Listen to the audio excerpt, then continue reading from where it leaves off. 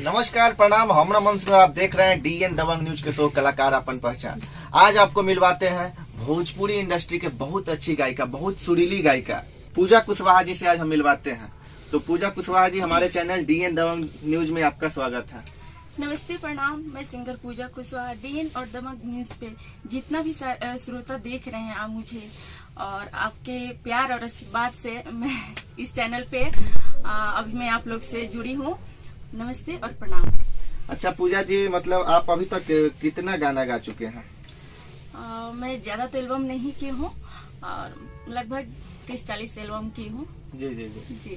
तो 30-40 एल्बम में कोई मतलब आपके मतलब फेवरेट सॉन्ग क्या कौन सा? हाँ, मेरा तो फेवरेट सॉन्ग है और ज्यादा कोई पॉपुलर भी नहीं है। जी जी। हाँ, मेरा सॉन्ग है चूम लीजिए ना। तो चाहते हैं कि दर्शकों को चूम लीजिए सॉन्ग सुना दीजिए। हाँ, बिल्कुल सुनाऊंगी मैं। और शारदा रिकॉर्ड से भी है, आप लोग यूट्यूब पे आप लोग को मिलेगा भी देखने के लिए। चूम लीजिए ना, आप लोग सर्च करिएगा पूजा कुशवाहा से, तो आप लोग को मिलेगा भी सुनने के लिए। और थोड़ा सा 2 लाइन में सुना भी दे रही हूँ।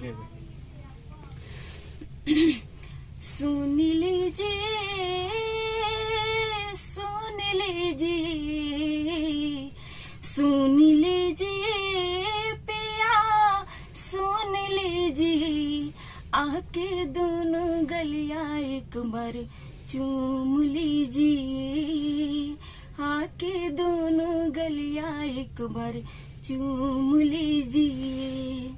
सुन लीजिए पिया, सुन लीजिए, आके दोनों गलियां एक बार चूम लीजिए, आके दोनों गलियां एक बार चूम लीजिए। कहतानी हंस के बहिया में कास के, उहावा न मिले सैया रहबा तरास के।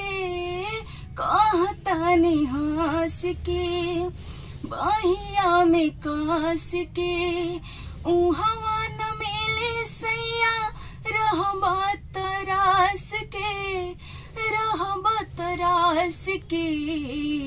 झूम लीजिए पिया, झूम लीजिए, आके दोनों गलियां एक बार चूम लीजिए, आके दोनों गलियां एक बार चूम लीजिए। क्या बात है, बहुत बहुत अच्छा। अच्छा, मतलब आपके मतलब भोजपुरी में जो अभी तक गायकी का जो सफर रहा, कैसा रहा है? अभी तक तो बहुत अच्छा रहा, और हर किसी के लाइफ में मोड़ आती जाती रहती है।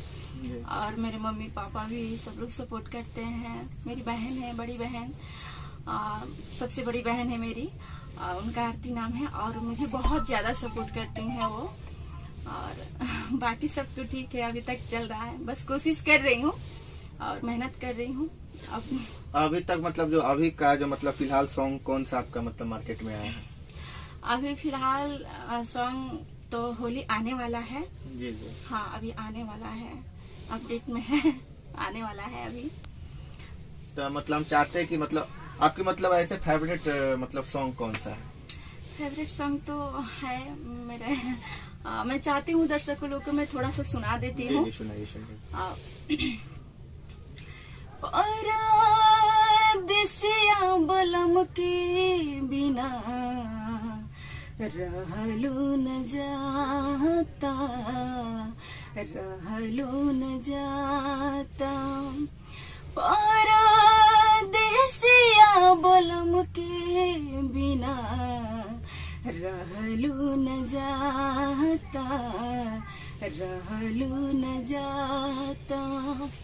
छोड़ के पराइल हमरा, छोड़ के पराइल हमरा, ये बुझाता। परदेसिया बलम के बिना रहलू न जाता, रहलू न जाता। सोतल रहनी हम अपना से झरिया रहनी बलमो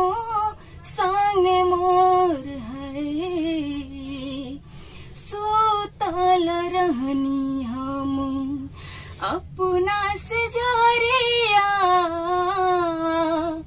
रहनी बलमो संगे मोर सुतला में ना जाने भैले उ न पाता पर देसिया बलम के बिना रहलू न जाता रहलू न जाता।